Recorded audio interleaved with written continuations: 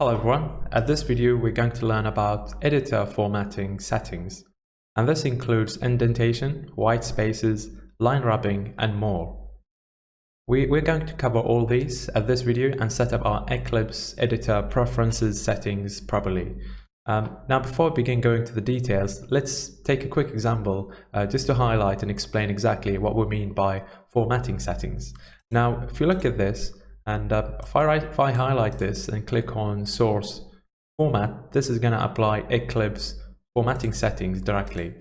You can see that the opening brace now is on the same line as the statement, and also the indentation uses tabs, and encoding this is considered to be a very bad practice to use a tab in indentation.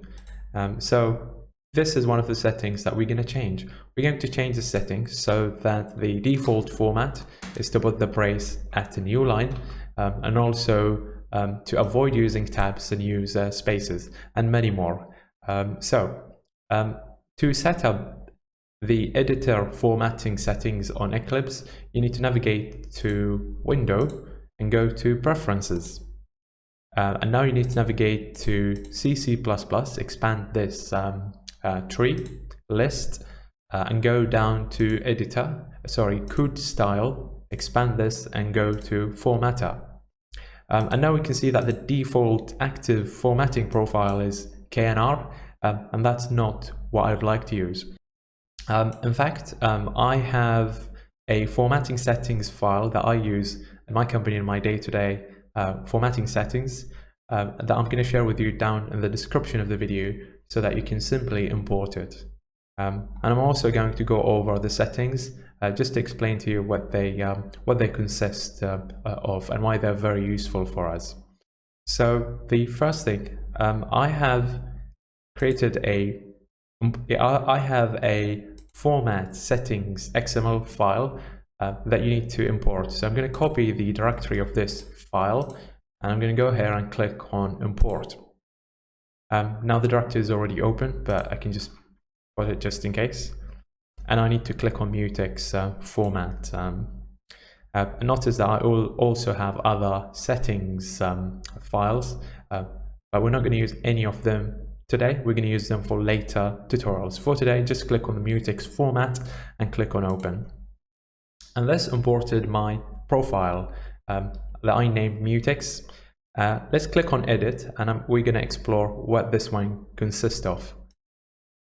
Okay, so the first one is indentation, and clearly we can see the tab policy here is not using tabs, it uses spaces. And for any single tab or single indentation, it uses 2 spaces character. So when we apply this and reformat our source code, this tab should be replaced by 2 spaces. In fact, let's try that. So click on OK, apply and close, and I like to highlight the entire things and click on format just to make sure it formatted properly. Okay, and here we go. We can see these purple or pink colored rows. This means that this line has been modified for our formatting, and clearly this one replaced the tab with 2 spaces. And that's one of the things we want to do with formatting settings for our editor. So let's get back to our preferences, and we're going to explore the rest of the settings for you. So indentation also include switch and case, and also function body indentation. If you look at this function, for instance, and this is also another function, we can see that the body of the function is currently has an additional indentation. That's because of this tick. If I remove it, you can see the body is not indented. And that's probably bad because it's not easily readable. I'd rather have this back. And you can explore those on your own as well. For example, the switch case, let's take that very quickly. If I disable indentation of the case, now the body of the case is doesn't have any indentation, and I don't like that. I like it to be indented. For the switch cases, you can apply indentation for those, but I generally like them to be at the same indentation level as my switch opening and closing brace. So that's for indentation. You can explore the rest of them on your own time. Now let me give you a highlight of braces as well and what that might mean. For braces, this simply deal with the opening and closing braces, and whether you want to put them at the same line or at the next line. So let's explore the one for functions. I have them set to the next line. If I change them back to same line, you can see that the opening brace would now be returned to be on the same line as the function declaration or function name. I'd rather want it to be at the next line.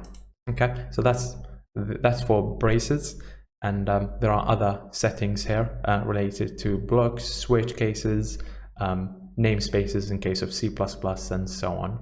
Okay, so now let's move on to Whitespace, and let me give you a quick overview of what are those settings. Now for Whitespaces, this one has declaration, control statement, expressions, and arrays. Control statements are really easy, so that's for if or else condition, for loop, switch case, while and do while, and so on. So let's explore if and else condition. So this particular one uses, so you can either put an opening parenthesis on, so you can put a space before opening a parenthesis for an if condition like this one. I personally don't like it.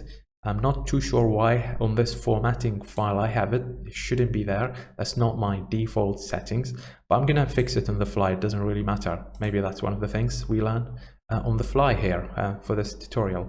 So for loop, same thing. I don't like a space between the for statement and the opening parentheses, but I like to put a space after the semicolon. It's very helpful, and it makes my code generally very readable. Now same thing for the switch. I'm just going to get rid of this one before parentheses. While, do while, for some reason this didn't show exactly what I like, but either way I'm just going to fix it on the fly, and I click apply. And but those are not too complex. Those are generally very easy. Let's have a look at operators. This one I think has got the correct settings. So for operators, if you're adding two numbers, it's very useful to put spaces before and after the operator. Same thing with the equal sign. It generally makes the code very easy to read. Okay, now let's move into the next one. Let's look at new lines. For the new lines, this one, if you want to put a colon that's mainly related to C++, to be honest. So if you have an empty for loop, for example, you want to put the semicolon at a new line or at the same line. I like to put it at the same line, so that's kind of the default that I have here.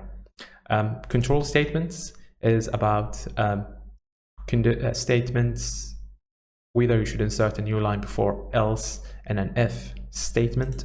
I generally like to do that. It looks much better this way. For line wrapping, this is particularly interesting. So this is the maximum line width. So this is the maximum horizontal line width that you can have. So if your line of code is very lengthy, very long, you can only get up to 120. This is only preview, so if you change that to 50, the line is going to move into the right or to the left.